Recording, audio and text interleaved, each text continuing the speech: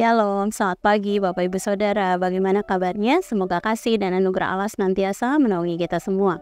Pagi hari ini kita akan kembali merenungkan firman Tuhan dalam Kejadian 37 ayat 25-28 dengan judul Consideration of Conscience. Saya akan bacakan bagian perikop firman Tuhan bagi kita semua. Demikian firman Tuhan. Kemudian mereka duduk untuk makan. Ketika mereka melayangkan pandang, mereka melihat kafilah orang Ismail yang datang dari Gilead. Unta-unta mereka mengangkut damar, balsam, dan damar ladan. Mereka sedang dalam perjalanan membawa barang-barang itu ke Mesir. Lalu kata Yehuda kepada saudara-saudaranya, "Apa untungnya kalau kita membunuh adik kita dan menyembunyikan darahnya? Mari kita jual dia kepada orang-orang Ismail itu. Tetapi janganlah kita apa-apakan dia, karena ia saudara kita, darah daging kita." Saudara-saudaranya pun mendengarkan dia. Ketika saudagar-saudagar Midian itu lewat, Yusuf ditarik ke atas dari dalam sumur itu, kemudian dijual kepada orang Ismail itu dengan harga 20 shikal perak. Lalu mereka membawa Yusuf ke Mesir. Saudara, dalam bagian selanjutnya dari kisah tentang Yusuf dijual ke tanah Mesir ini dimulai setelah saudara-saudara Yusuf memasukkannya ke dalam sumur.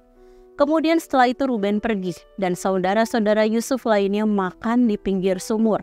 Saat makan, mereka melihat suatu kafilah orang Ismail yang melewati tempat itu. Melihat hal itu, Yehuda memberikan ide untuk menjual Yusuf kepada mereka dengan harga 20 shikal perak.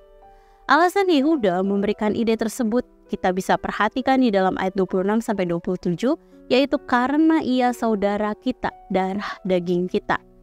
Dengan demikian kita dapat melihat bahwa bukan hanya Ruben yang berusaha melepaskan Yusuf, tetapi juga Yehuda berusaha melepaskan Yusuf dengan memberikan ide yang akan juga memberikan keuntungan bagi saudara lainnya dibandingkan jika mereka membunuh Yusuf.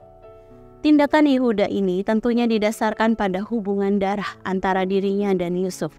Meskipun mungkin ada rasa cemburu, namun sebenarnya dalam diri Yehuda ia mengasihi Yusuf, sehingga ia mencari cara untuk menolong Yusuf.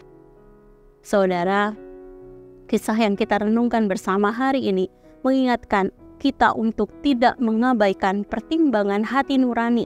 Misalnya berupa kasih, kepedulian, empati kepada anggota keluarga yang sedang mengalami pergumulan.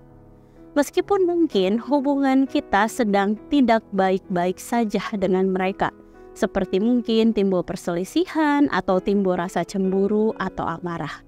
Namun, pertimbangan hati nurani dapat digunakan oleh Roh Kudus untuk mendewasakan diri kita, serta mungkin saja memulihkan hubungan tersebut. Dengan demikian, jangan abaikan pertimbangan hati nurani yang muncul dalam diri kita dan mintalah kebijaksanaan kepada Allah untuk mengambil tindakan yang tepat berdasarkan pertimbangan tersebut. Saudara, mari sejenak kita merenungkan firman yang baru saja kita dengar. Saudara, ketika terjadi perselisihan dengan anggota keluarga, bagaimana sikap kita jika ternyata ia mengalami masalah? Mari, mintalah Allah menolong kita untuk bertumbuh dalam kasih, empati, dan kepedulian kepada anggota keluarga kita.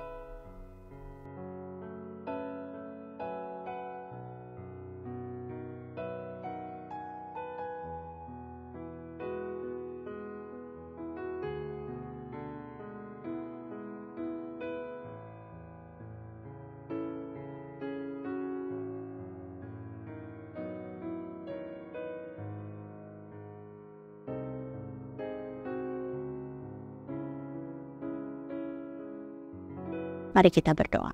Tuhan, terima kasih. Satu hari Allah tambahkan dalam kehidupan kami. Kami bersyukur, kami berterima kasih karena kami punya Allah yang senantiasa menolong kami, membimbing kami, mengingatkan kami Tuhan akan hal-hal yang perlu, yang harus kami lakukan, yang harus kami kerjakan di dalam kehidupan kami. Bagaimana cara kami bertindak, bersikap, berkata-kata. Kami punya Engkau yang selalu menuntun kami Tuhan di dalam jalan kebenaran. Tuhan, kami mau serahkan bila sebentar kami mau memulai hari yang baru ini, kami percaya Allah yang akan menolong kami dalam segala hal yang kami kerjakan. Terima kasih Tuhan. Kami percaya pertolongan-Mu, penyertaan-Mu senantiasa akan ada di dalam kehidupan kami. Terima kasih. Dalam nama-Mu Tuhan Yesus kami berdoa, kami mengucap syukur. Haleluya. Amin. Selamat pagi saudara, selamat beraktivitas. Tuhan Yesus memberkati.